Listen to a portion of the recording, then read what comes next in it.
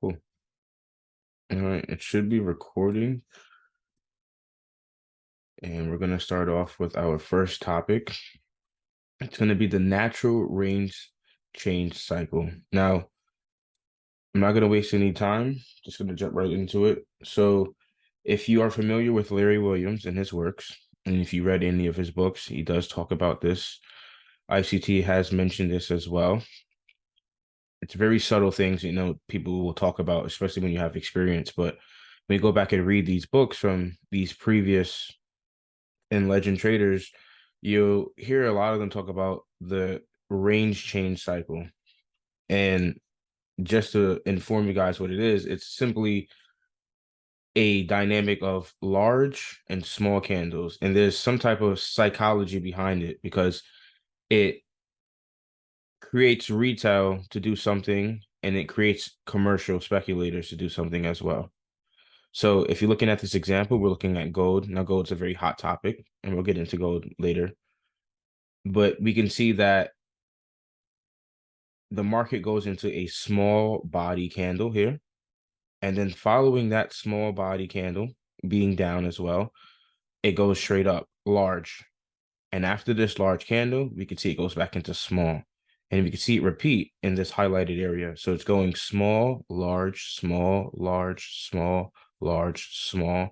And we can see the market starts to reaccumulate again here. Granted that this is hindsight. Okay, just making sure everything's good. Granted that this is hindsight, we can see that the large candles, and I personally express and think this, the large candles lure retail traders into the market. It's very enticing. Just thinking about the perspective of a trader sitting down looking at their phone, or they're sitting at home in their office and they're looking at their screen and they see a impulse to the upside or the downside, right? There's some displacement that's rarely large, and it's something that you can see physically, right? Most people are most likely immediately in their head going to think to themselves, I need to do whatever that candle's doing because I'm going to miss out. The FOMO, fear of missing out. If they're watching gold shoot up very fast, let's just take, for instance, they're watching gold shoot up very fast here, November 4th, 2022. They're watching gold shoot up really fast. The next day, odds are you're catching traders that are going to go long and chase this price because they feel like they're missing out. That price is going to go higher and leave them in the dust. The opportunity of getting a cheaper buy is now left the boat, but they're trying to get in at a premium now. Price is much more expensive and they're buying higher. The following day, we can see here, the market does not expand or give any displacement to the upside. It honestly just looks like it stalls out. It's just sideways. What happened to all the excitement in the market? Why is it that here on Friday, granted it is Monday, but let's just say it wasn't in Monday, this day here is completely doing inverse to what yesterday did or last week did. It completely didn't give another leg higher. It stopped. It didn't even break the previous daily high, I believe. If we just look in, yeah, it doesn't even break the previous daily high. And price stalls inside this candle's range, high to low. Then the following day, it shoots up. What do you think happened to the retail traders this day? If anybody in the chat could just answer that question. What do you think happened to the retail traders after they saw this large candle this day? What most likely was the retail traders expecting? And how did they feel seeing that they didn't get exactly what they expected, which is probably another leg up? They most likely thought that price was going to, yeah, shout out to everybody for sure. Yeah, shout out to everybody that's in the channel. Shout out to everybody around the world. Hope you and your loved ones are safe. The world is a very crazy place right now. I really hope everybody the best, and wherever you are on the world on this map, man, just be safe, do what's right. We could see that retail traders most likely thought they were going to get a great long opportunity the next day. It doesn't happen though, unfortunately. We can see price stalls. And what does that do?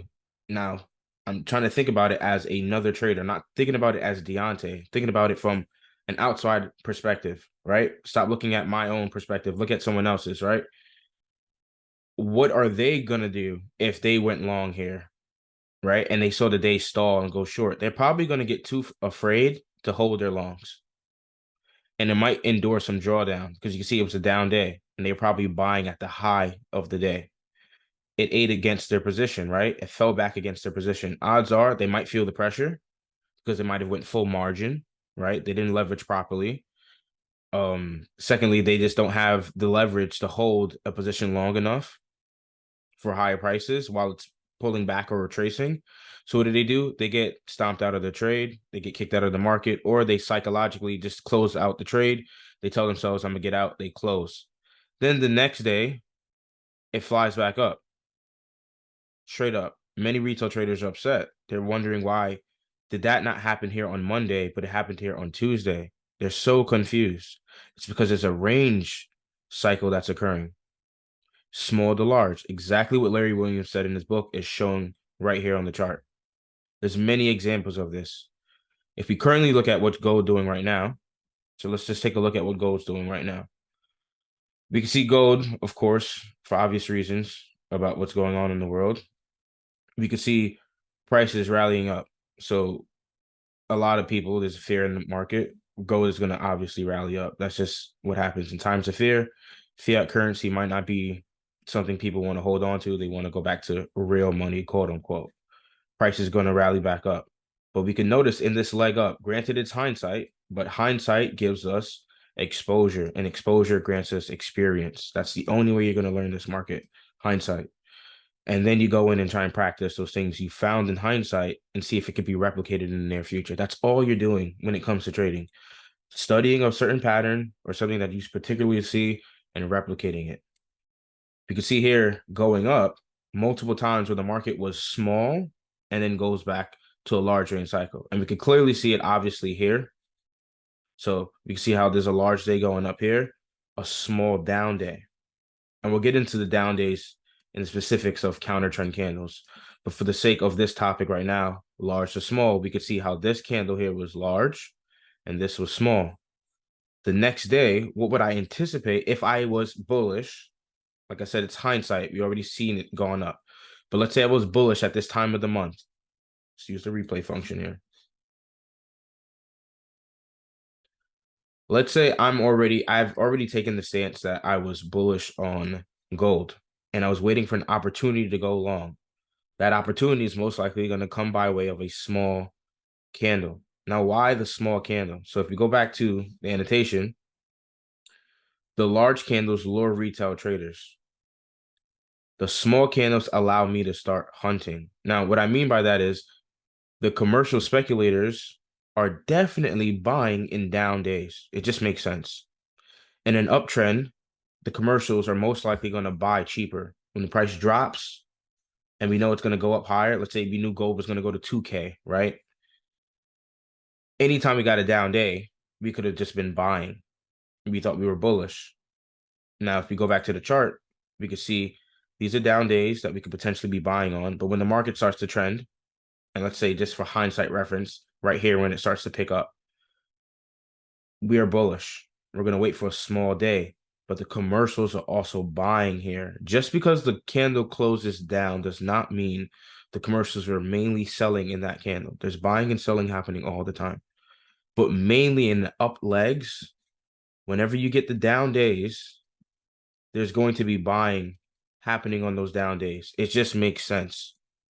You want to be buying cheaper. What happens the next day? The following day, you get an up day. It's down, but it's small. It went back into what? A large range cycle. I know there's going to be questions on, oh, how can I get in long here after the small day? And I'll get into those specifics as well. But we can see that this small candle is when the retail traders get distracted. So like I said before, the large candles are inducing the traders in. It lures the traders in. It's almost as a dog saw its favorite toy, whatever toy it is, the owner takes out a toy and throws it around. The dog just goes chasing after the toy. That's what the large candles represent to me and what it means for retail traders. They're chasing this candle up only to be met with a halt in the cycle. It freezes a lot of people. And I know we've all been there before. You see price flying in one direction, whether it's not on the daily, let's say it's on the 5 minute, the 1 minute, the 30 seconds, you're on these lower time frames and you're seeing price shoot up. It gives you a hard, straight, dynamic up candle or down candle on the 5 minute chart. Instantly, your brain just starts to get confused. You're like, wait, I thought it was going to be selling. Let's say your sentiment was to sell, but you see it going up. You're more than likely to click buy. It just happens. It makes you say, "Oh, it's the fear. I'm gonna miss this trade. I gotta click buy because I see it going up." That's what's happening here on the daily chart. It's the same thing on the lower time frame. It's going up, getting traders to chase it. Then all of a sudden, the switch goes off small. Buy on the small days. That's your indication. That small day is your indication to buy again. You're gonna buy at the open or close of this candle with a stop, a buy stop, or a buy limit, since we're going for a buy opportunity. You're going to use a buy limit order and a stop limit order at the open and at the close. So you're going to use a stop at the open and you're going to use a limit at the close. That's all you're going to do. And then price should knock you in on strength and weakness of this candle to get you in long. We play it forward, we can see another down day. What happens after this down day? A large up day. And that's not by coincidence. Not to say it's going to be perfect you're going to see this pattern happen every single time, but this cycle is very apparent. You look at any asset market, you look at stocks, you look at crypto, you look at the commodities, you look at FX, you look at anything you want, you look at futures, you look at bonds. The same thing happens over and over again. You're going to see the time where the market gets really small, starts to get small. Look at how small the candles are.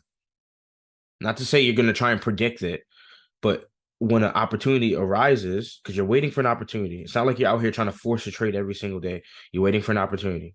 If I told you I traded every day, that would be a lie. I don't trade every day. Down days in an uptrend, it's most likely ideal for you to buy. See the price action is getting smaller, smaller, smaller. It finally makes a shift. It makes a swing low. So let's say that's the swing low. It starts to make a turning point. If for some reason, whatever your fundamental, your technical, whatever it is, your sentiment turns bullish, you want to be buying after down days. It's just ideal to you as a retail trader. It's not like you have a huge amount of capital to trade with, especially if you're trading with live funds. Most people don't have the funding or investment, to trade with $100,000, $500,000. Most people have small accounts, $1,000, 2,000, 10 grand, 20 grand, 50 grand, small accounts. So they can't hold trades for very long. But if you're able to catch a market's turning small, the next day you should be hunting for opportunities. That doesn't mean you're not going to be faced with 2 small days. It happens, but it's just you're waiting on the hunt. That's basically all you're doing. This is when you start hunting the small candles. Look how after all the small candles, you get the large candle dynamically moving up. Another down day. What happens after a down day? You could probably suspect buying to unfold. Yes, we do have these PD arrays, but like I said, with what's going on in the world, as we know, with Palestine and Israel, and God be with those people and those family, we notice that price is going to be exacerbated and just go up higher in times of crisis. You got a small day down. It's still a buying opportunity. Goes up again. What is it doing? It's running away from the down days. Now, this is a very good month to trade because it's trending. These are opportunities you want to catch, especially if you're trying to make a big bang for your buck.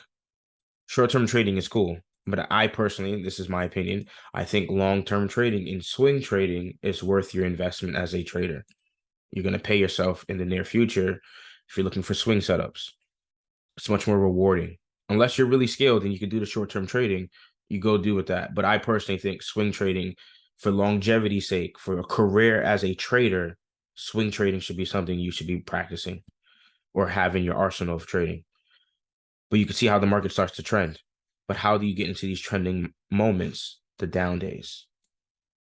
Now we have other things to project where price would reach for. As you guys can see on my chart, iconically, I have a staple that I use. It's IPTA. if the look back data range. Everybody should be familiar with that if they've gone through ICT's material. If not, there's plenty of videos out there that probably explain it. I have some on my YouTube channel. You could do your research on that, do your due diligence. But we could see how quickly price comes back to these IPTA levels, right? Significant price points. Since it's coded, the market's supposed to be working on some type of time frame, right? Now, many people are trying to calculate it. Hey, I'm going with what I've learned and what I've been taught and what works for me. I look back 20 days, 40 days, 60 days at the beginning of the month, the first official trading day. You can see for gold, it would be Monday. If I go back a day, you can see it's Friday, September 29th. So Monday is the first official trading day. Count back 20 bars, 40 bars, 60 bars. Then I cast forward 20 bars. The cast forward 20 bars is just a range, basically a month period almost, of where you're expecting the market to reach for. That's your playing field, your playing ground. Every 20 days forward, the market's going to do something. Every 20, if you break down the market every 20 days, you're going to notice that the market's either going to do four things. It's either going to expand, it's either going to retrace, it's either going to consolidate, or it's going to create a reversal. You're going to see that happen every 20 days. You're going to get thrown a different phase of the market. You can see this 20-day quadrant here. What was happening? Consolidation for a bit. Then it finally went down. Then it came back, reversal. This whole month was a reversal. We've been trending down for gold. Finally, this whole month, in this within this 20 span period here, we just expanded to the upside. And we reached the 20-day high, the 40-day high, and we could potentially be getting back up to the 60-day high up here. And we actually do. It's so funny. There we go. So we got to all those levels. So when people see this happen, it's not random. This is swing highs that are just open float. This buy stop orders above this high. This buy stop orders above this high. This buy stop orders above this high. But I'm using it this way because I prefer to do it on the monthly. Now, many people will ask, just to make this a clear reference again, some people ask, why don't I use it every day instead of using, let's say I start here and today's Friday, and then I count back 20 days from that Friday. Why don't I do that? I don't prefer to do it that way because I still think you still get the same data pool. Even if you start on the first of the month, you still get around the same amount of data pool, especially on a higher time frame. It doesn't make a difference for me personally. If I were to use it every single day and still count back 20 days, I would still have these highs within certain parameters of time. So it doesn't matter to me, but I prefer to set it up this way. And we can see even these old lows, they're still PD arrays as well. They're old lows. I didn't mark off. There's the 20-day low here. See how we run that 20-day low. Price runs back. They're buying it cheap, running it back up. What did we run into perfectly on this day here? The old low. Right there. Look at that reaction.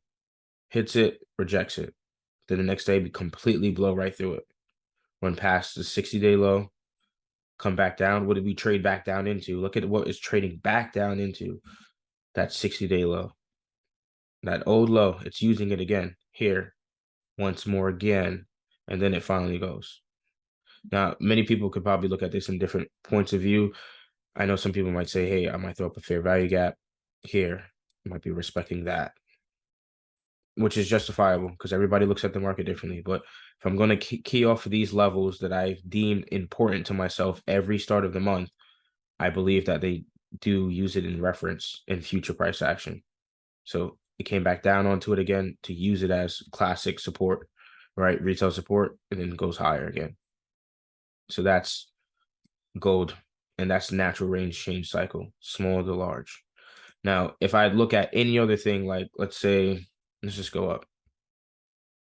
You can even look at, let's see, Doge. Yeah, you could even look at Dogecoin. It's a real funny thing. Only reason I got it up here is because I like to argue against people that this is trash. Just my opinion. I don't believe in Dogecoin. You can see look how large this candle is. Just looking at it in hindsight, look how large this one daily candle is. Doesn't matter what asset class I'm looking at. Look how large this candle is. What does that do to the retail traders? They chase this large candle. What happens the next day? They went short. But the next day, let's say they went short literally at the bottom of this candle, which most likely would be a bad fate for most traders. And there are traders that probably did short here, right? They got the the short end of the stick. They went short here and it pulled all the way back up against their trade. And then the next day they're still holding it. Let's say they're optimistic about the trade going in that direction. They're still holding their trade to go short, never gets back down to their entry. Let's say somewhere down here. It just completely stalls the whole day. And then you can see the next day it resumes again. Now it comes lower, eats into this wick more again, right? Comes lower, comes lower. But that one day threw a lot of retail traders off. It starts with that one here. Large candle, excitement. Do not chase the excitement. Let the excitement dissipate. Then come back to the market once things settle down. When things settle down, that's when you're hunting again. That's your indication. You want to be an indicator. You don't need an indicator. That's dang, I removed all the indicators that I need on my chart. But that's the indication, the small range and the large range. It should keep you on the side of where excitement should be coming into the market. When it's excited, there's no point in jumping in. Doesn't make sense. I just want that to be very clear to you guys. And I hope it's not coming off like rude, but it doesn't make sense to be chasing a large candle like this. You missed the boat already. Leave it alone. Wait till the market settles again.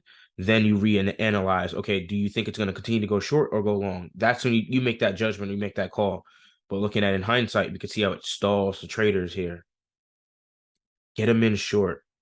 And I know I sound like a broken record, but this is something so natural that we can all observe as human beings looking at this chart. You don't need an AI robot or some fancy, you don't got to pay someone some fancy amount of money to get you a indicator or whatever it is. You can view it yourself. It's all free. You should be capable and able, especially after being exposed to it, and you pass it on to the next person because it's knowledge. I don't think any trader would want to see another trader lose. And I know sometimes people do argue because, oh, your sentiment is wrong or your sentiment is, that doesn't make any sense to argue.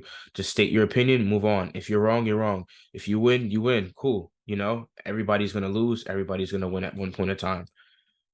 But overall, I want to see everybody succeed, which is why I want to continue to share and why I want to keep being someone that like tries to facilitate and get people to understand a certain concept that they may not understand.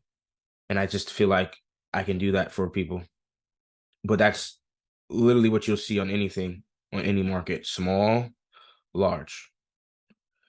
And it's pretty apparent when you look at the trending months or trending, quadrants, let's say like a quarterly shift, a quarter, 3 months. If you look across a 3 month span and you see that it's trending, just go back and analyze what happened. So if we're looking at, let's say May for the for the NASDAQ, right? So we start at May. I gotta hide this. Here we go. Let's go June. And then let's go July. Going into August, right? You got those 3 months there. They're all trending. Now, if we go back and look at it and from hindsight perspective, right? Just look at all the down days. It's pretty powerful when you see it. Of course, everyone's going to criticize, oh, it's hindsight, it's hindsight. But when you start to look at it this way, once you figure out the trend, you make things a little more simpler for yourself. You make the systems easier. Not to say you're going to call the very turning point when it starts to trend up, but if you start to realize that the trend has switched bullish, all you have to do is find down days. Now let's start marking off some down days that we see here and just observe what happens after these down days.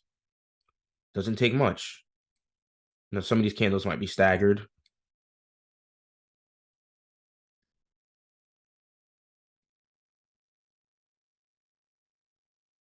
And I'll have to mark off every single one.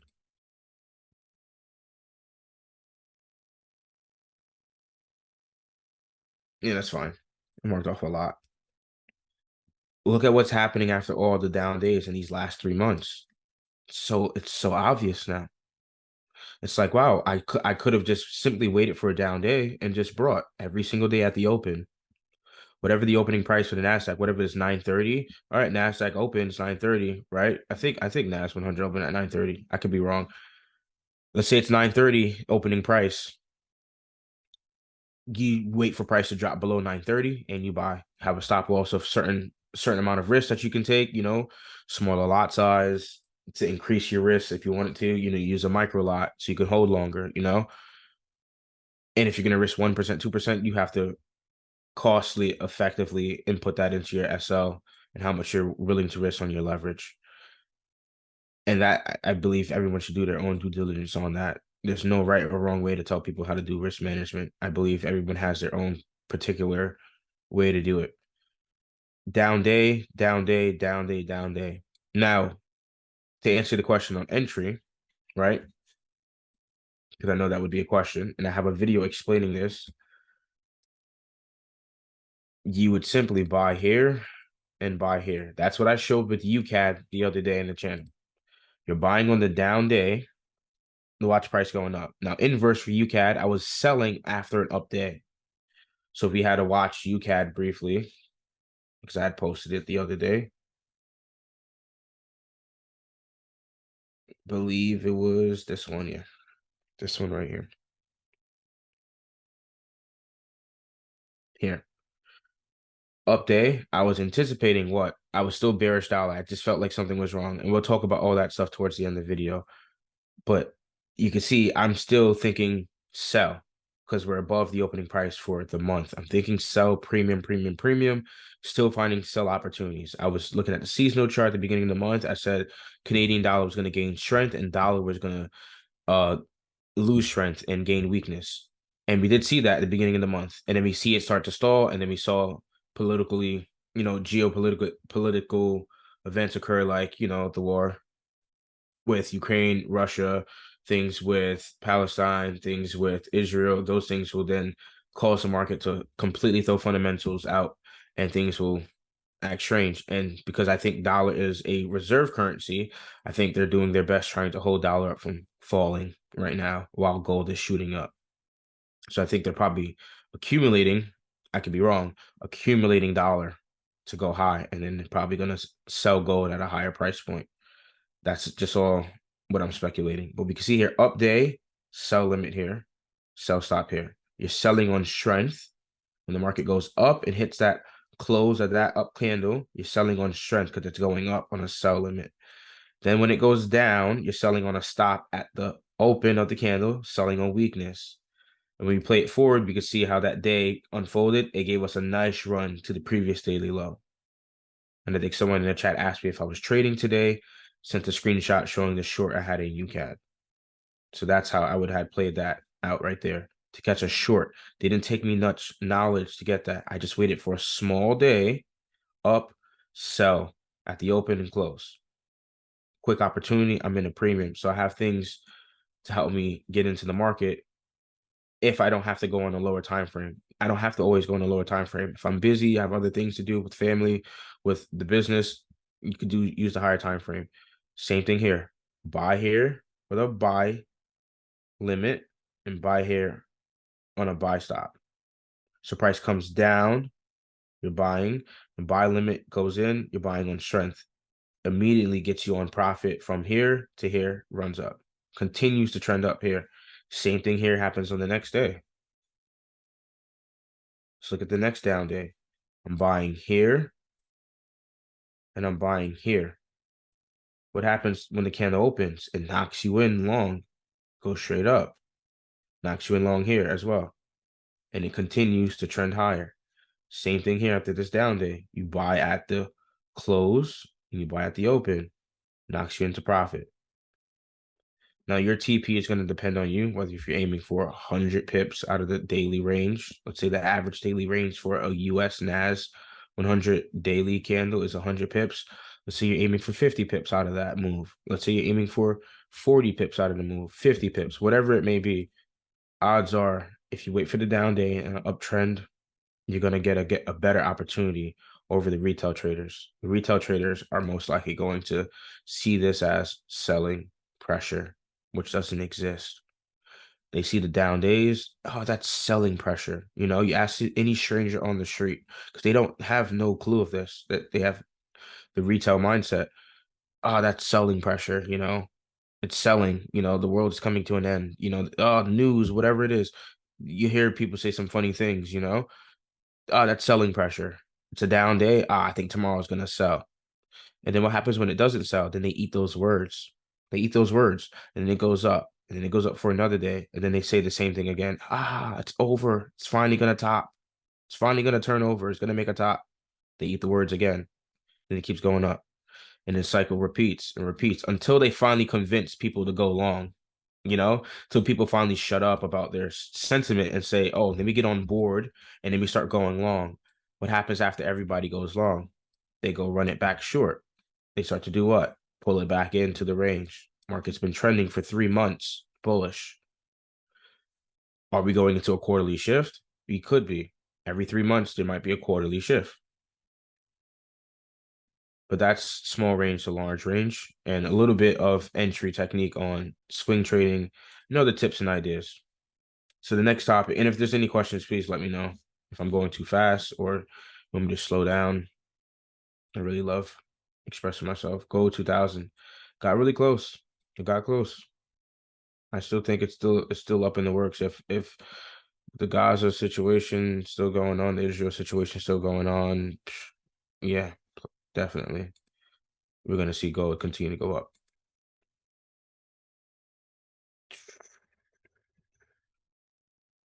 Uh, what is this? I had this slide up for a reason. It's a high probability scalp setup too. But this is to show how catching a trend. This is a good example. I had posted this back in April 25th, right? I was eyeing this low here, this swing low here. Just eyeing this low. Price is going to go lower. I'm assuming that this is a lower swing high. So the swing points move the market. Lower swing high right here. If I'm counting candles, I'm not counting it specifically as in like, oh, it has to be 1, 2, 3, because it's not always 1, 2, 3. I'm only counting it and I'm putting the numbers in reference to tell you how many candles it takes to make a swing high normally. 1, 2, 3. That's the swing point here. Swing high here. That third candle is broken right here. This candle here is an up candle, but it still breaks that fourth candle here. High probability scalp was this candle here. Boom, run on that low. We had a greater odds too because it was small and up and down. And after catching that, we could potentially see close proximity to this sell side liquidity, most likely going to run it. So if we play it forward to the near future, we bring it back wherever it is. There it is. We can see how we run back down into that sell side liquidity. And after taking out that sell side liquidity below this low, what happened after that? Another change in trend. Price started to do what? Come back up. And people could argue accumulation, break it, manipulation here, come back into the range, internal, then go back external again. But that's how I normally would find an opportunity to get into this, to get that large move. Many people want to catch the large days. It's not difficult when you set yourself up with a system to catch the large day. Small day, wait for the large day. That doesn't mean the next day I'm going to catch a cannon to the downside. It may be a little larger than this, and it may be a good opportunity to go short, but it doesn't mean it's going to be a large, hypothetically, it's not going to be a large day every single time. You might get another small day and then another small day. And then finally the large day comes in, but you're on the hunt after you get the small day. You're looking for opportunities because the market wants to expand. It wants to move. It wants to gyrate in a certain direction. It doesn't gyrate small every single time. It has two different phases, small, large. So hopefully that answered those questions here. So here we have a full trading day session. We have 2 a.m., which is London. We have 5 a.m. to 7 a.m., which is London lunch. We have 7 a.m. to 10 a.m., which is New York session. We have 10 a.m. to 12 p.m., New York Eastern Standard Time, London close. We have 12 p.m. to 8 p.m., New York lunch. I didn't have it highlighted here. And then we have here, there it is, lunch. And then we have 8 p.m. to 12 a.m., noon, midnight, Asian session. And each one of these sessions have different characteristics or different parameters to them. So London, on a typical day, if it's bearish, you're gonna most likely try to find the high in London. It might form there. If you're bullish for the day, the low of the day might form in London. We have the London lunch. So that's that dead zone here, right here. That's a dead zone. The London lunch, to me, is a trading zone that I avoid because I have the opportunity of running into a consolidation. The fact that I've noticed that during these time periods, price tends to stall, I avoid that. So taking myself out the equation is less risk to my equity. Anytime you're trading, you are risking. You're at fault at losing money anytime you buy or sell in the market. When you're not in the market, that is the safest thing to your equity because you're not trading. But as soon as you get into the market, you're taking on risk every single time. You're taking on full risk. Whatever you put on, that's on you. It's not on anybody else, no signal provider, no e-trader. That's on you for taking those things. And you take the risk and you take the loser and you have to own it. But the fact that this consolidation, I'm leaving it alone. So what does that do for me? It lowers my risk because most people are trying to do what? Trade from 12 a.m. to 12 a.m. You can't do that. It's not possible because the market goes through different cycles and the market is thrown different things at different time periods. You can't trade 12 a.m. to 12 a.m. One is unhealthy. You got to go get some sleep or you got to have a life or family to take care of. 12 to 12, you're not gonna make it. You're gonna lose a lot of money. But when you start specifically picking times of point where you want to get in and avoid, you start to be systematically risk tolerant to certain things. So let's say you're only trading London and New York. That's great because now you're avoiding all of this to exposure. All this is risk. 10 all the way to 12. Let's say you only want to trade New York only. You avoid risk here and you avoid risk here. And you're only risking at this time period, whatever model you're using. And that's how I feel about the London, not the London, yeah, the London lunch. And then we also have there's also another session here that I don't have marked off, but we'll talk about it. I call it the Asian lunch just because it comes after Asian session. And then we have the New York lunch, which is the largest lunch period here. So it's 12 to 8 p.m. You're most likely going to find consolidation there as well. So if you take a look at it, let's take a look at it on, since the hot topic is gold, we'll stay on gold. Everybody likes to look at gold. So we turn this on and we go on to we even clear the chart because I don't need it. Every single gray zone that you see here is a lunch period, and this is gold. Now, as you see, as I'm slowly going through it, you're going to start noticing all these gray periods, not to say every single time, but most likely, statistically speaking, most likely in these gray periods that you see consolidation. And anywhere outside of these gray periods, you see the market gyrate the most.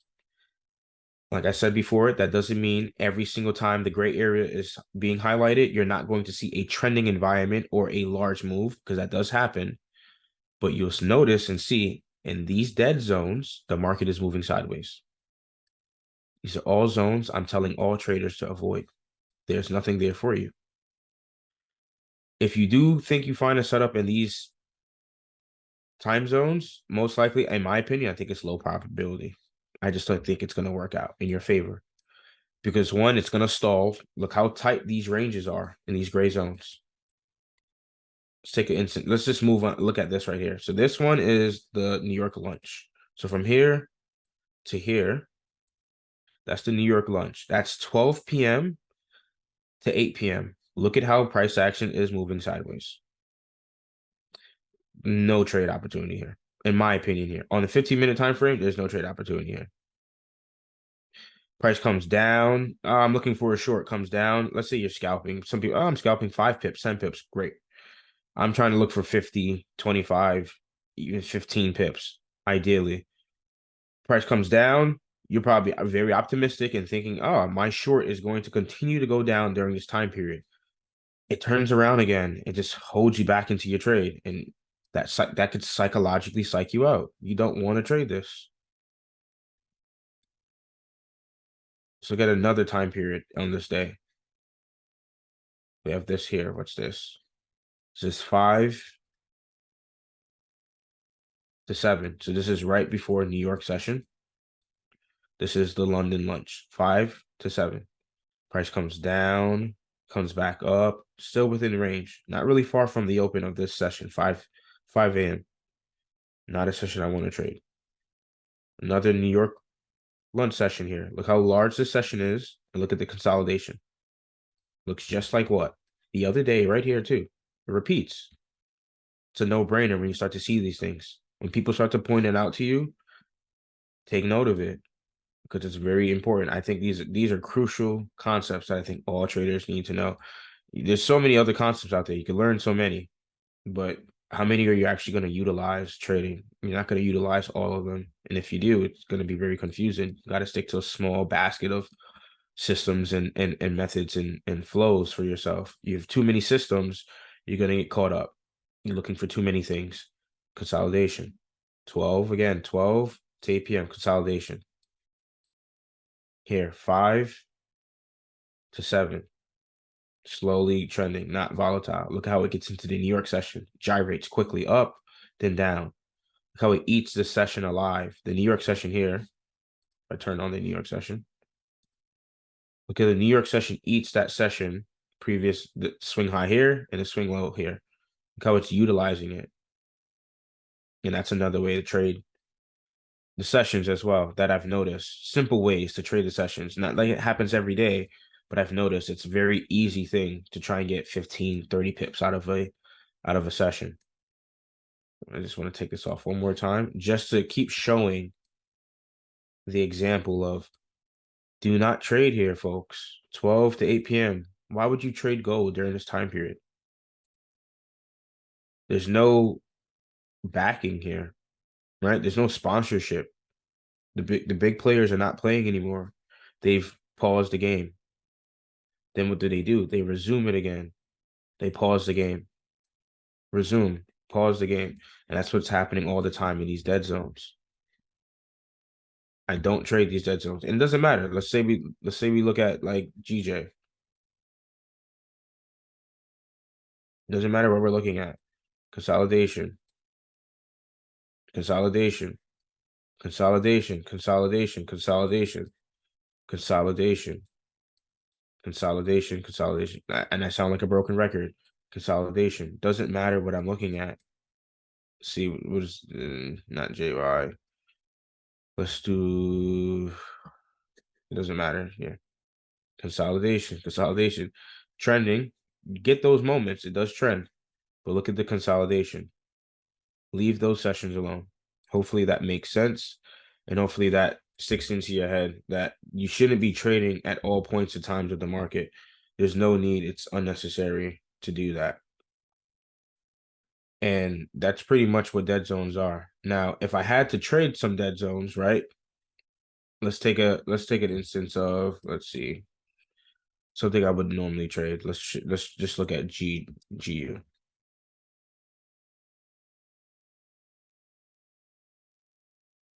And this is hindsight. I just want to show. So I'm obviously going to be cherry picking, looking for one, just for time's sake. Let's take a look at this here, right? You can see it plays both sides, but I think it's a very nice way to see both plays here. We're on a 15-minute time frame. Right before 7, what am I doing? I'm marking off the swing highs and swing lows that I have formed here. So you have a swing low here, and this is a swing high here. Right, 7 comes up and breaks it already, right? Comes up and breaks that swing high at 7 a.m., the start of the New York session. I want to make this red. That's your buy side liquidity.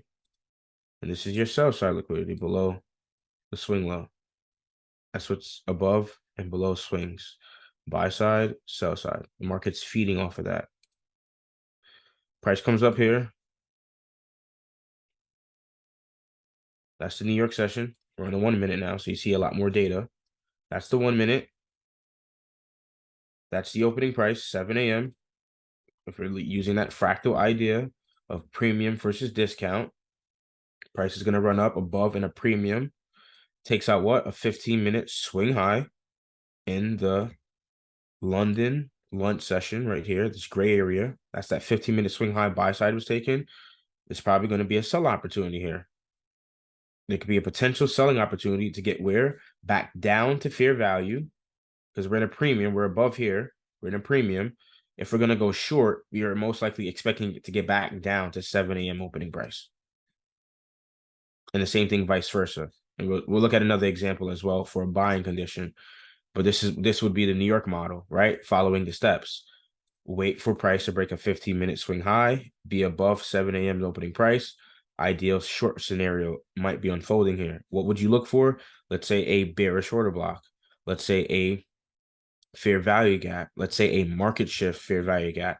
Certain things that you might want to look for your entry technique. And I normally look for a market shift or the very first fair value gap or some order block concept. I keep it simple. I don't try to make it really sweet and exciting. I'm preferably looking for a market shift to see if there is one here to show you guys.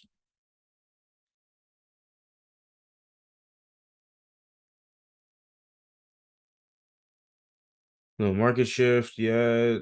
No market shift. Still playing. Okay, I can only guarantee most likely there's going to be a market shift before the drop down.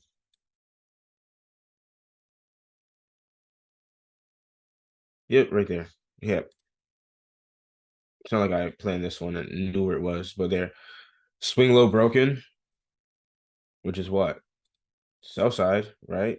And still sell side liquidity takes it out. But after taking out that sell side, if it's gonna rally up and continue going higher, it's gonna do what? Probably break a swing high, right? And now we're gonna get what? Probably lower swing highs. I'm assuming, because I'm not sure if this is the turning point, but I could assume because this is where the market shift is occurring. Let's take this off the chart. This is where the market shift is occurring. That's a swing high. And the market's going to continue to go lower now. It's the same fractal idea, lower swing high, lower swing lows. Which is just a swing high. And then we have a lower swing high. So is this indication that price is going to go lower after we also see this here, that market shift, with that fair value gap here? Going short into that, yeah, we could go short here. How would we do that? We would go short right at the bottom of that fair value gap. Because do we know if it's going to fill the entire fair value gap? It's possible. It could fill just the midway, the discount, the midway point, right? The equilibrium right there, the mean threshold. And then we could also get into the premium side of it. Could hit all three. So there could be 3 entries there as well. Or you could be focused at this fair value gap, the first one that forms here. It's all your poison. But I personally say when you look for the market shifts, ideally, I think I get more winners instead of going with the very first fair value gap that I see breaking the first 15-minute swing high. When someone made this a thing, they told me there's like, I think it's better if I wait for the market shift. And I totally agree. I took their advice on it, taking the market shift first that forms after breaking a 15-minute swing high is ideal. If I took the very first fair value gap after breaking that here, it would be there's a small one here, honestly, if we're talking fair value gap, it's really tiny. I would have took a loser right here. I would have took that small fair value gap right there. First one that forms, went short into that, I would have took the loser. So I've noticed that waiting for the market shift after taking that 15-minute swing high is ideal. So I go short here. I would have a stop loss that's reasonable above a swing high. And generally, I'd like to use a stop loss that's 10 pips, 15 pips, or a 1-to-1. So let's say to get to this stop loss here, right here, 5.6, I would say, hey, it'd be reasonable if I do a 5-pip trade here to downside. Is that reasonable? I think that's reasonable. Let's say I'd take that as well. Generally, 10, 15 pip SL on a lower time frame, especially on the 1 minute. I'm getting in on the lowest entry possible, taking less risk. I'm trying to get the exact turning point that price is going to drive down on the 15-minute time frame to that 15-minute swing low back down there. That's where I'm trying to get down there. Ultimately, you can get that from a 1-to-1 with a trailing stop. And trailing your stops is difficult sometimes because you do get knocked out. It can be upsetting. You really wanted to hold on and get more out the market and squeeze more out the market. It happens. The market will come back up and stop you out and then continue going down. That's how it works. It's feeding off of the swing highs. Say I go short here and it drops back down, but then it comes back up and takes out this swing high, and then it goes lower again. That happens. You got to live with that. So let's take this off the screen and we're going to play it forward, see what happens. We get a strong reaction away. And we want to see now at this point, after trading into this, it's the same concept here. Doesn't change. What are these two candles to me? Counter trend candles. They're up candles. I'm expecting the trend to go lower. If they are truly going to go short, they need to get away from these candles and close strongly away from it. There we go. We're getting nice closes away from this down candle. If I get any other down candle, let's say I missed this entry here, because people would ask, what if I missed the best entry? How can I get in trend with the market? Just wait for an up candle. Wait for one up minute candle and then go short. And when I say wait for it to completely close. Don't get into the market because you see it's green. Wait for the candle to go to, count down all the way to 60 seconds. The candle closes and dies off. Then you go short. That's what I would recommend. You can see now what? We formed what? A lower swing high. And this is on the 1 minute. It's the same thing that you see on the daily, the weekly, the monthly, the 1 minute. What am I looking for? Prices probably continue to go short. Where am I aiming for? Inefficiencies, an old high, 7 a.m.'s opening price. We could be aiming for that as well. Or we could aim for that 15-minute higher time frame sell side liquidity right there. Because I'm going from the 15-minute and I'm going down to the 1 minute to find the entry. I prefer the 1 minute. Let me play it forward. Let's see. Oh, it really starts tanking from there too. I want to see if we get any update. There we go. Got an up candle here. Up candle, up candle, up candle. These could be new shorting opportunities here. You would go short after these candles. And you see how it going short after the up candles? Look at that. Up candle, down. Up candle, down. It's so apparent. Up candle, down. Up candle, up candle, down. Strong down. Where did we run through? 7 a.m. again. Back down to sell side liquidity. That's what I show you guys every day. Like every day. Or every often when I get the chance to show you guys and I have the time to trade the session and I'm able to sit down and look at it on my phone or look at it in the office. That's the setup I show every time. For Asian, for London, for New York. That's my intraday model. It repeats. This is October 17th. I've been showing this thing for the last 2 years, the same models over and over again. It's the same thing over and over again. And where does it want to get back down to? Fair value, then discount. Now it's cheap. Remember, I showed you earlier that this model was playing both sides. What can we play off of now? Let's say we get rid of all this. Get rid of all this here. What have we formed up here? Most likely that's a 15-minute swing high. That's up here. All right, let's go on a 15-minute time frame. See what that looks like. That's a 15-minute swing high that the New York session formed itself up there. Go back to the 1 minute. We just purged sell side liquidity. If it does have the power to get back up here, it will do it because that's the next 15-minute swing high that's near. And that's liquidity that's still residing here. And let's say the trend is bullish, so it wants to come back here. What can we wait for? Probably a market shift to the upside. Where are we? We're below 7 a.m.'s opening price. And this is all off of just one dead zone. I'm just using this zone to help me prep for a setup here. And this is a very explosive trade.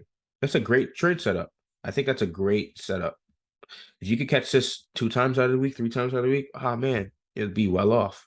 You'll be well off in a trading career trading this. I know other people have other models, and I don't like to downplay other people's models, but I do think that this is very simplistic to most people, depending on, it doesn't matter what level you are. You're a novice, you're a veteran, you're a rookie at this, you just started trading Forex, you just started learning. I think this is something everybody should start learning immediately. How to utilize these dead zones, buy side, sell side. That's all you're looking for. Price ran into buy side. What do we have left? Sell side. It's still available. It got back down there. Let's play this forward, see what happens. Let's see if we get any market shift. Let's just see if we get any market shift while being down here. Got a nice shoot up here. Because I'm not sure myself. Like I said, I just picked the day. No market shift, no market shift. We do have a fair value gap here, right? Fair value gap, bullish order block theory right here, slash down candle before this engulfing candle here, and then the fair value gap after it, bullish order block. So we have some things there. Still no market shift. Price didn't totally respect it. Still looking for the market shift. Yeah, we got one right there. There we go. So we just got a market shift just before it got over 7 a.m. So it's right here. That's the swing high. That's the fair value gap through the swing high. You would wait for what? Price to trade back down into this and go long. You see it almost got there, but it left the gap open, left the market shift open. Let's see if it ever trades back into it. Ooh, looks like it wanted to. Do we get it? We do. So look, it taps right back into the market shift. What are the odds that it picks this out of everything? It picks this market shift to pull itself right back down to. Where did it do it to? In a premium, right? It runs into a premium, sells. Runs into a premium, sells. Back into a discount. Ready for what? A buy. What are you going to do again now? You're probably going to set up a trade idea based on the higher time frame. You got that 15-minute swing high up here. You got that new 15-minute swing low down here. So we're working inside this range here and here. And we got some type of catalyst going on here. How would you play this again? You go long, start at that fair value gap. So right there, you'll be getting your entry. What are you going to aim for? Probably this high up here. You don't have to be aiming for that high. It can be less of that. Let's say you only want 20 pips going up, 15 pips, do whatever you like. But let's say we're being specific to targets. This is where we want to eye. This here. Buy side. That's buy side liquidity. It shouldn't be blue. That's buy side liquidity up there. That 15-minute swing high. So we're not lost. That's it right up there. After we took out the sell side here now, we still have buy side that's up there that we can grab. If it's going to go up there, it's going to do it within the market shift. Let's see what happens here. Price trades into the market shift right there. Still got 7 a.m. And then you got the end of the session right here at 10. Make sure we got that mark off. That's 10. This is all within the New York session. Down, up.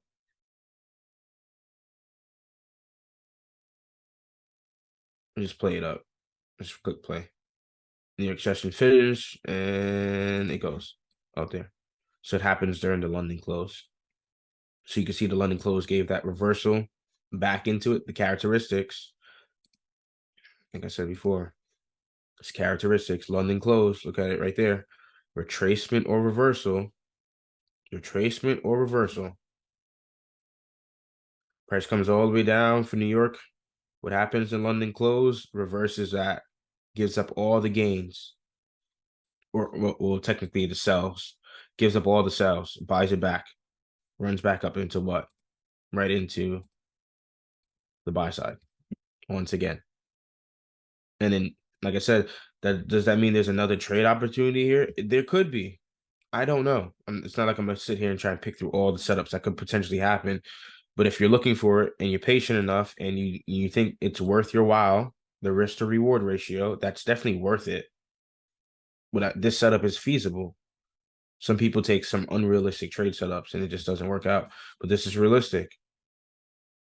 And it played out really well. So that's how I would use the lunch period for the New York model. Now, that's simply what I just showed you, the New York model. I just showed you a buy and sell setup in that one example there. Let's just see if we could find one for London. I'm going to show a nice London one. This is a nice one right here. Like I said, I am cherry picking it for time's sake because it's not like I was trading these days. All right. So we're looking at this is the London model, guys. It's the same thing. Doesn't change. You can see with the hindsight, right? Takes out the 15-minute swing low, runs back to a 15-minute swing high or the session's high here. And even the Asian session high up here, 15-minute swing high as well. But let's just say we're keeping it to this parameter of this zone and this zone. So we'll bring it back. right before 2 a.m. So we have from here to 2, right? Do you have any 15-minute swing highs that we have available? We do have this one here. Do you have any swing lows that we have available? We have one that right there. And then we have the highest high of the session itself. Now, this is the Asian lunch. And the reason I'm calling it the Asian lunch is because it just comes after the lunch. I mean, after the Asian session kill zone. That's why I'm calling it the Asian lunch. It's the same thing for all of them. The London lunch comes after the London session. The New York lunch comes after the New York session. So this is the Asian lunch. And this is 12 a.m. to 2 a.m. So right before European Open here. 2 a.m. Open, European Open. And then we have it to 5 right here. Oops. 5. So we're going to watch this and see what happens. So we're going to play it forward one.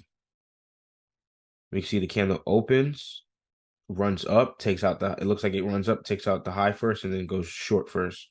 So we're just going to observe it on the 1 minute, see what happens first. So we're going to zoom in. And we can see it takes out the high first. So London session opens, takes out the 15-minute swing high first. But let's mark out the 2 a.m. opening price.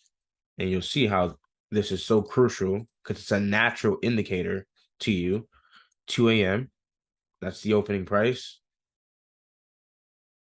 And dash, keep it black. That's the opening price. We can see it takes out that high and then it goes short. It gives no opportunity for anybody to get this short because we can see the fair value gap here not traded back into. This one is, though, the second one, not this one here. See, it trades into it and then it goes short. But where is it doing it? In a premium 15-minute raid, then it goes short. Now it's down to sell side. What do we have left? We still have the swing high here. So we have a swing high right up here. And then we have one here, a swing low here.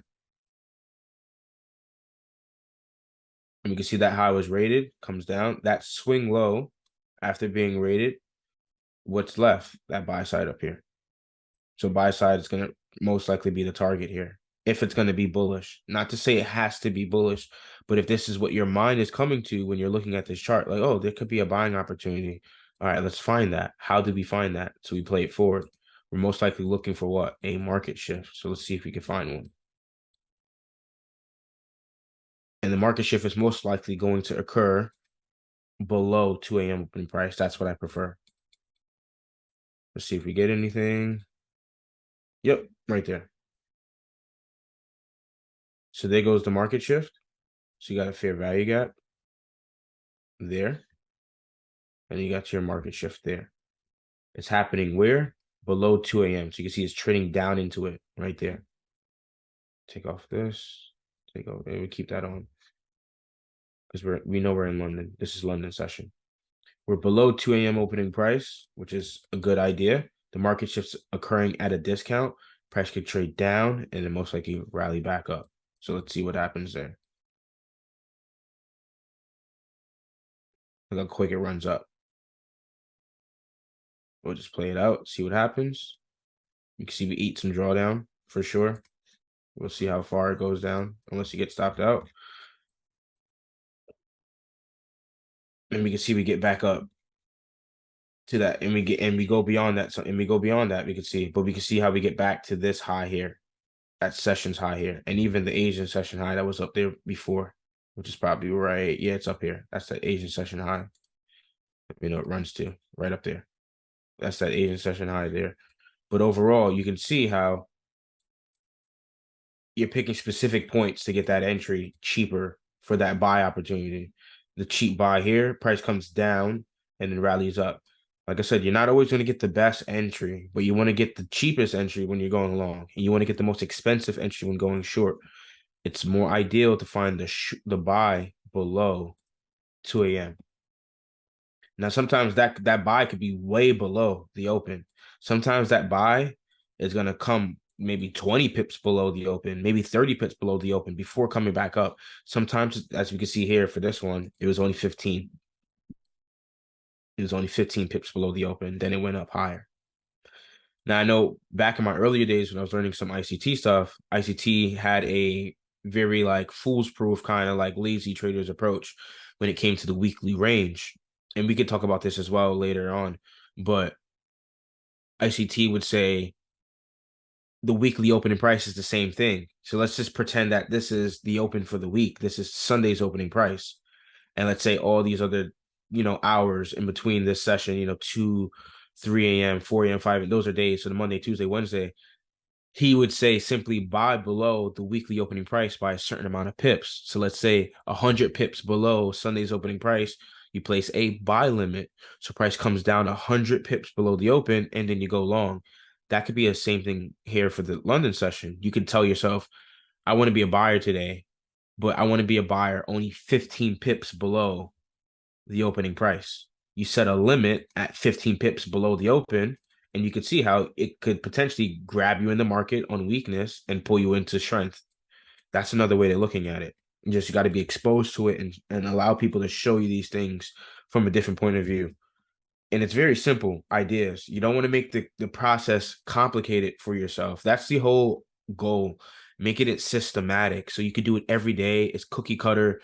It's not something that you have to like flip through a book and remember. You got to know it like the back of your hand. You got to know it quickly. And if you don't know it quickly enough, you're going to be sitting in the market trying to chase price. You're looking for the wrong things. You're looking for this. And then overall, as the day comes to you or the session comes to you and you've lost all your money because you were buying, then you were selling, then you were buying again, then you were selling again. And that doesn't help you. There are going to be times where you're able to mitigate your losses. Sometimes take the loss and just stay away from the charts a bit and then come back the next day. That's what I normally would tell people because that first loss for the day can, if you don't really have a strong will, it can really get you to revenge trade really quickly. We're not in control of our emotions because as we can see, 90% of retail traders fail. So why are they failing? Most of it, it's on emotion. Most of it's on consistency. Most of it's on short-term reactions. I took a loss. I got to get back in and make back $10. Damn, I took a loss. I lost 2 grand. I got to make back 2 grand. You don't have to make it back right there and then, but do take some time away from it because it's an easy spiral back into revenge trading. It's a very, we're too emotional as human beings. Our emotions rule us. And I think the people that can really control the emotions very short term and they're able to cope with losses better, they have longevity and they're able to be more resilient to wanting to do bad habits that traders fall into. The main reason we all fail, and even if you're a retail trader and you follow retail logic, the main reason most people fail is because of the habits that they have. They're not consistent enough. They know how to win. Guarantee I know a lot of great traders out there, they know how to win, they know how to make money, but they can't do it consistently enough. They can show you a chart real quick and be like, oh shoot, I made $2,000 today. Cool, that's great. But are they doing that on a week in, week out basis? Probably not. And then that's the reality. There are some weeks I don't trade because there's nothing for me to find. I just don't find it feasible. The week might be small, you know, or the week might be large. From the previous week might be large. And I don't want to trade the next week because I think it's not going to be a week that's going to explode. You can see how you can take these things into your own hands and actually control when you trade and when you don't trade. But only the strong survive. Only the pinnacle of traders, people that are the top 1%, the top 0.1% of traders, those people are dialed in. And that's not somewhere I'm at. I can openly admit that. I'm not there yet. I'm not the best trader in the world. I want to be there. I'm striving for that, but it comes with trial and error and it comes with consistency and building a model for yourself that you can do it day in, day out. You know what shirt you're going to wear every day. You know what color shoes you want to wear every day. You know what color pants you want to wear every day. At 10 a.m. I'm going to do this. At 2 a.m. you're going to do this. Consistency. That's the name of the game, folks. And I know a lot of you guys are great traders, and not to say you're not consistent, but we all can get a little more consistent. We can always get a little better when it comes to trading. I know we all can. No matter where you think you are, you're going to be a better trader 5 months from now, 6 months from now, a year from now. You're going to be a way better trader if you are practicing this day in, day out. If you're not, you're going to struggle with it, and your trading career is going to be wishy-washy, and only the strong survive in this industry. Trading is difficult.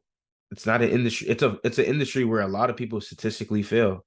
But why do people get into it? Because they know there's potential opportunity to make lots of money. That's the main reason we're all here. I don't care what anybody tells you. We're all here trying to make some money, pay our bills, feed our family, put a roof over our kids' head, provide for our spouse, whatever the case may be, provide for yourself, provide for your family, your mom, your dad, whoever it is. We're all here trying to make money. And you can always sharpen your skills if you're only consistent. And that's really what I would tell traders. But enough of that. That's really all the topics for today. If you guys have any questions at all, just let me know. Shoot it at me. We could talk about it. Um, if you want to talk about higher time frame stuff and things that I see now, we could do that as well. But at this point, the table is yours. I hope that this was well worth it, and hopefully you guys understood what I was trying to convey tonight. Thank you.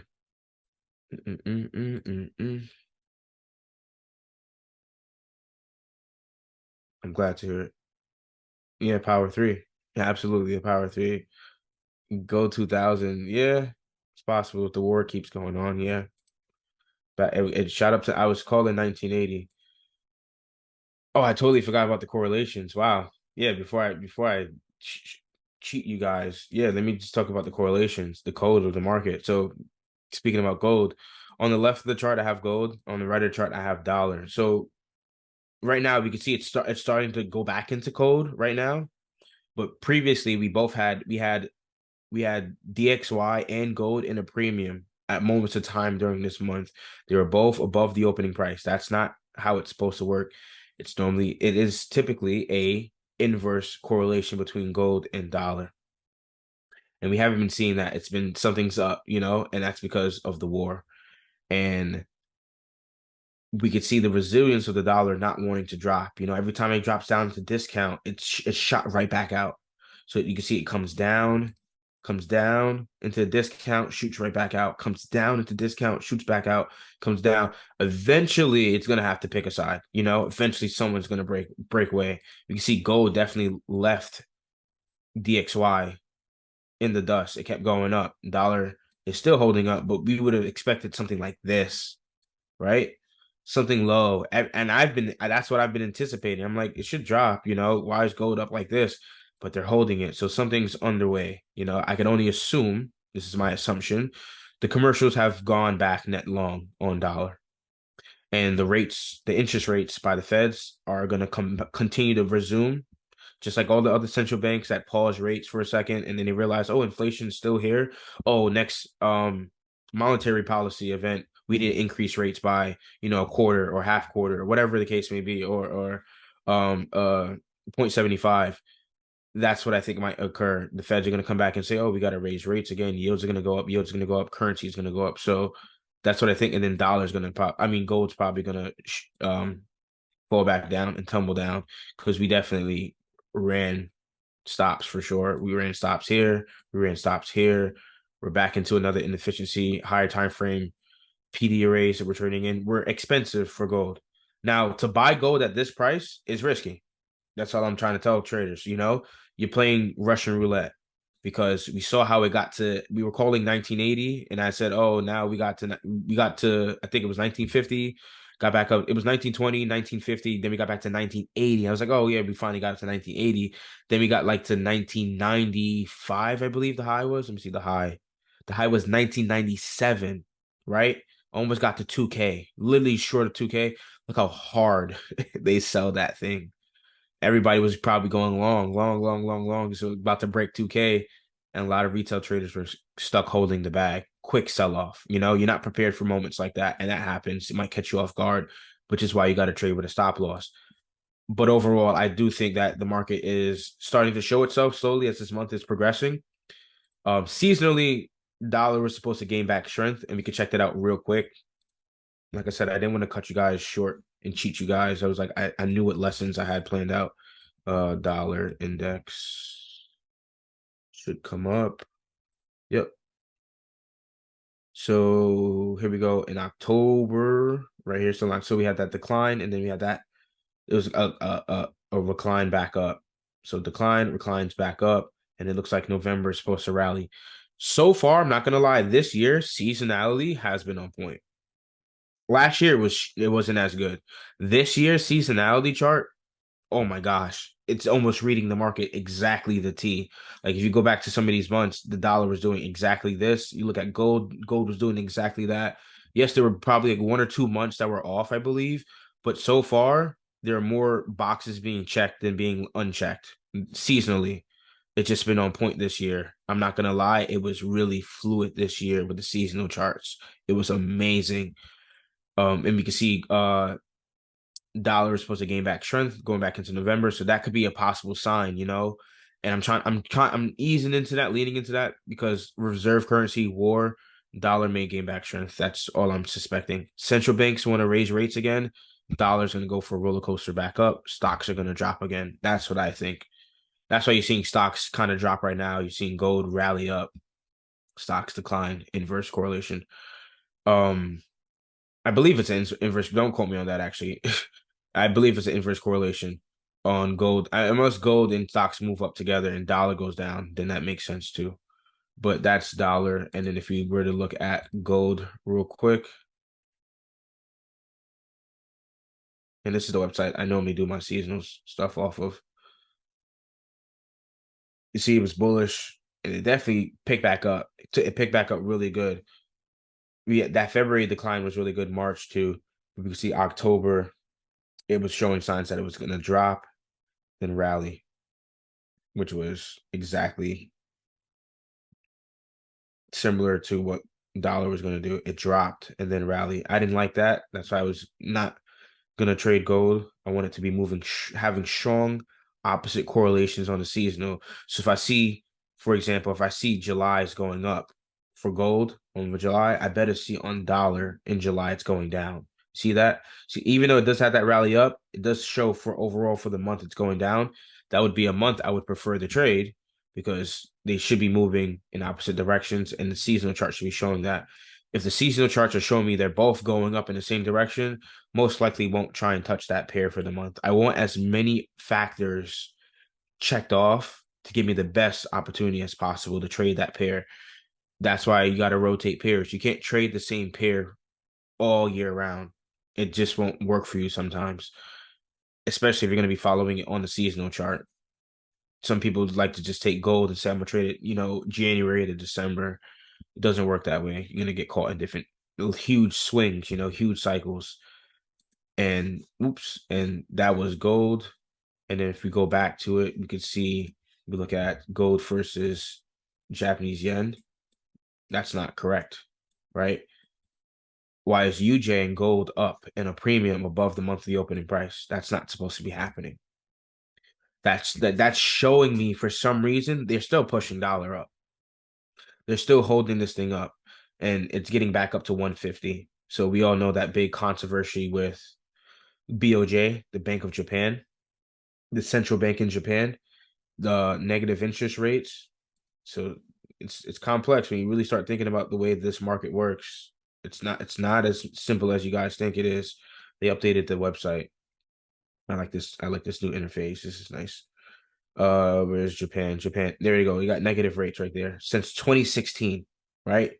They're the only country on this list, at least, right? Look at all the countries, 2023, more recently. The only country, the only central bank in the world, 2016. I think this other's 2022. Shucks, yeah. But they're the latest who haven't changed rates recently within the last year, 2016. Negative rates. They didn't work out too well for their currency and their country and their citizens. Sucks right now, which is why we saw that huge push in like UJ, GJ, EJ, Swiss J. And I've been saying this almost every forensic Forex. Yen is weak. Other currencies are going to outpace it. And anytime you get a down month, buy the next month. And I figured that UJ is going to keep hulking. 150 is the intervention line. So last year, I believe, BOJ came in and I think they adjusted their yield curve or their bond. I don't remember the specifics, but they did something about their bond buying, which boosted the yen. And then we saw UJ drop last year around 150. If I could just show it briefly. Let me see if I can find it for you guys. 150 level. See, trade that was the one UJ traded up into that. I remember that same day. Well, it traded right up into 150. Boom, straight down. Strong sell-off right there. But that sell-off meant nothing. Look how they easily pull it back up. That's why it's alarming to me that gold is up and UJ is still up. UJ should be down here below. But look at how every time it goes cheap, they're quickly getting it out of there. They don't want it to drop. That's my suspicion. I could be wrong. That's my speculation. I could be wrong, but it only makes sense to me that the only reason that they're allowing it to drop down here is to get a cheaper buy than to pull it back up. But why keep gold up here? Because soon they're going to topple this thing down. And I don't know if that would correlate with the war simmering down. Who knows? But let's say the war does come to a halt and they finally make up, not they haven't made up. They've been doing this for years, honestly. It's just finally hitting mainstream and people are now really talking about it because it's getting bad. But overall, if it does quiet down, and the terrorist attacks and all the bombings and all those things start slowing down, I think that would be a possible sign that gold is probably going to come back down. Less fear in the market. Countries simmer down. China simmers down. Ukraine, Russia simmer down. Things that are happening in Africa as well, in the Congo simmer down. Those things start to cool down. I think gold will sell. People will take profit, bringing gold back up expensive. This is just a hedge, right? So people only buy gold to hedge against what? Inflation. Make their dollars work for themselves, make money buying an asset. Gold is technically an asset. It depends on who you ask. I'm not a financial advisor, but some people would say gold's an asset. Buy gold, buy gold in times of crisis, and you can see it grows, it gains value. You get more buying power with your dollars.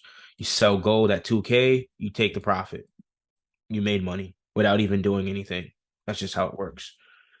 UJ's up. I don't like that. It shouldn't be in a premium. UCAD. See? So I picked UCAD to trade this month for October. Been shaky though. It happens. Like I said, you're not always gonna pick the right pairs every single month. But you're gonna see if I would have picked another pair, oh man, it would have been a wonderful month to play out in my sentiment. So I was wanting to go short on UCAD because I said weakness in dollar and CAD was supposed to be CAD was supposed to be yeah, CAD was supposed to be weak. We got the rate right now at 5, which is not bad. Um, but Canadian dollars should have been gaining more strength. It looks like it's weakening actually. But if we come back here, we got Canadian. Either one is the same. People ask me this too. They ask me, "Oh, seasonal chart, FX or S&P 500." They're both the same. You look at the picture; they're both the same. So you see October rally. So that's why I picked. This is why I picked UCAD, one of the majors to trade one, and wasn't a strong interest rate differential. Doesn't mean I have to pick it, but it wasn't a strong interest rate differential. You can see that it's 5.5. The rate is 5.5, and then you can see for Canadian it's 5. So it's not a strong interest rate differential compared to like the Feds versus Japan. That's a huge one, which is why I think UJ, I kept saying time and time again, UJ is probably the most famous pair of the year right now because the rates went up. So even last year as well, and the year before that, 2020, 2021, 2022, 2023, man, UJ was the pair to be trading. Those mega trades came in really clutch with this interest rate differential. And if you're able to capitalize on it, you're able to capitalize on it. But I was expecting CAD to gain strength and dollar to lose strength. So that's why I was looking for a short for UCAD. But then we can see over time, UCAD was going to lose strength for October. So it came way too soon. I was still expecting CAD to give me some strength and at least give me a couple weeks of the month trending up. I mean trending down. And we only got one week trending down right here. So you made the high of the week on Thursday, and then we go into like a week and a half and change, and then we trend down. But look at how we go into a discount below the monthly open, and they just keep pushing it back up. Gold and UCAD should not be looking like this. It's not possible. There's a huge crack in correlation right now in the price. It's the SMT, huge one that's being shown here. Something is underway. They're most likely holding dollar up. Like I'm saying, they're holding dollar up. And if you look at another major, this is why I said another pair might have been more favorable. If you look at U Swissy, completely opposite. Look at this. U Swissy. Swissy's been losing strength. Swissy has been gaining strength, and dollar's been losing strength against the Swiss franc. Price is going up into a premium. Look how they create the swing high. Look at that. Look how they make the top. The top of the month is right here. In the swing formation. Look at the top. 1, 2, 3. And the premium. They left it there. Retracement back into what? Probably bearish order block theory. Trades lower. But look at how they trade it back into a premium. Look how it spikes up, right? That wick goes up and it comes back down, continues to sell. One up day. Look at this. Up day. Down after that. Small up day. Look how small that candle is. Large down. Another large, way larger one down. And this is correlation. This is code. This is following market symmetry.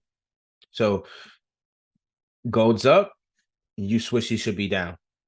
Dollar should be weak. But when we actually look at the dollar index itself, it's not doing that. It's still being held. So we can see out of all the dollar pairs, right?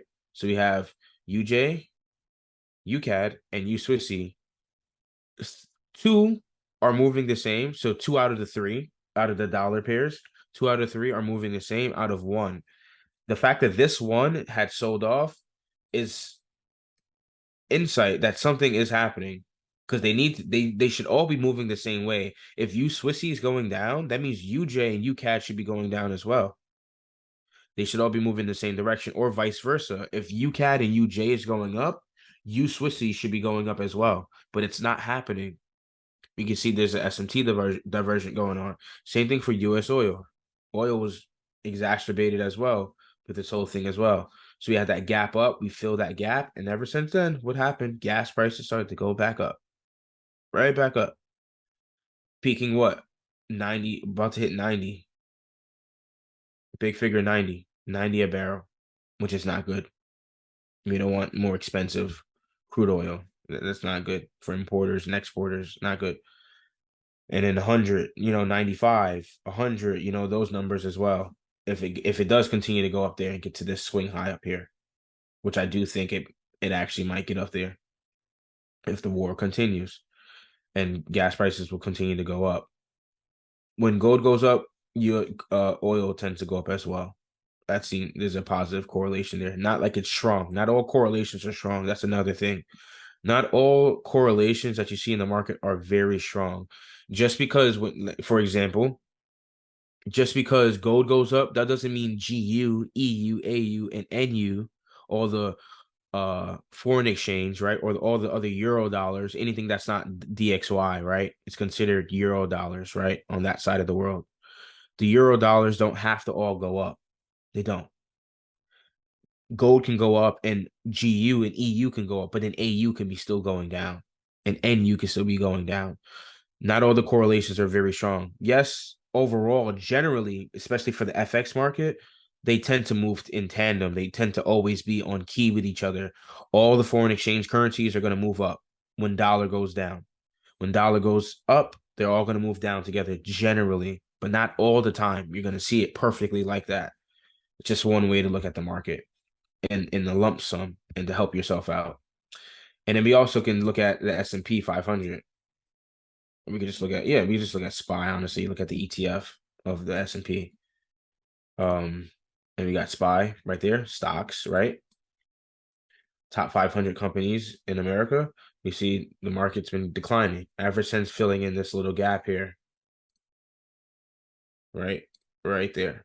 Fills that gap in perfectly, stalls, finally says, see you later. Where's it running for clean lows? And after taking out these clean lows, who's to say it might not just continue running lower and running for some other type of low? Like, let's say this swing low here, or even the volume imbalance here. We can be seeing that as well. I think I have something on Microsoft. Do I have something on Microsoft? I think I had something markup on Microsoft the other day. Where is it at? Because it's all the same. It doesn't matter what stock you're looking at. Oh, did I move it? Shame on me. Microsoft is a good stock, by the way. I'm not a professional advisor, so do your due diligence and ask your advisor what stocks you should invest in. But you could, oh, there it is, Microsoft. I'm blind. Microsoft on the way down as well, turning away. But they just fill in this fair value gap here, even this volume imbalance. So I think I had, no, I had something marked up the other day with Microsoft. I don't know which. I must have deleted it. That's interesting. I had it marked up and annotated with all the PD arrays on it, and it came to fruition. I was so excited. I was like, wow, it actually worked. And you can see Microsoft going down, gold going up. So risk on, risk off, stocks, panic sell, man. People want money, and they're most likely going to do what with their money? They're going to liquidate out of stocks, take their money out of stocks or whatever assets they have, right? Take it out of stocks, put it into what? Metals. Pretty simple. We tend to do that. Investors, at least, common people, the average people, they're not thinking like this, not thinking about investing. That's not a thing, and ignorance can be bliss. If you're not investing, you're not going to beat inflation. If you're not monetizing your time or something, you're not going to beat inflation. The system is fraudulent, not to get off task, but the financial system has clearly flaws in it. It doesn't work for long periods of time. It eventually just ends up hurting the consumer every time. It doesn't benefit none of the consumers, even the businesses as well. When it starts to hurt the businesses, that's when you know you're in trouble. And then when it starts to hurt the businesses, it's hurting us even more. So you got to find ways to make money. And if it's through trading, if it's through investing, if it's through real estate, buying property, buying Rolexes, whatever your investment strategy is, whatever it is, you take pride into that and you get that done. Oh my gosh, I think, hold on, give me 1 second.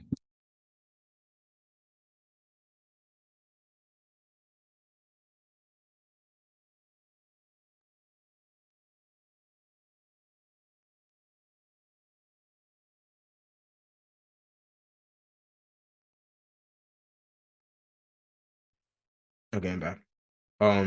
Yeah, it doesn't matter what it is you invest in, just make sure you're making your money, make money.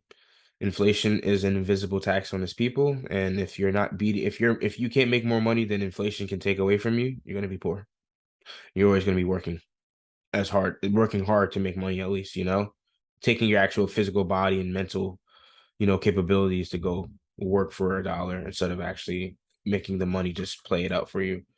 But enough of that. Hopefully that was, intriguing, and hopefully you guys learned a lot today. If there's any questions, please let me know. This is me coming to an end.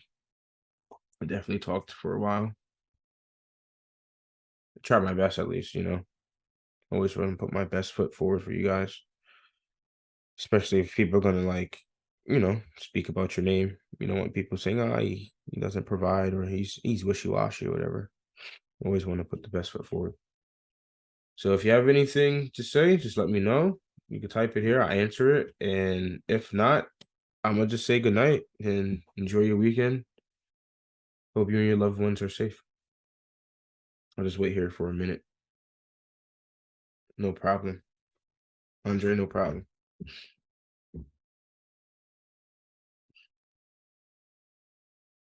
Love from New York.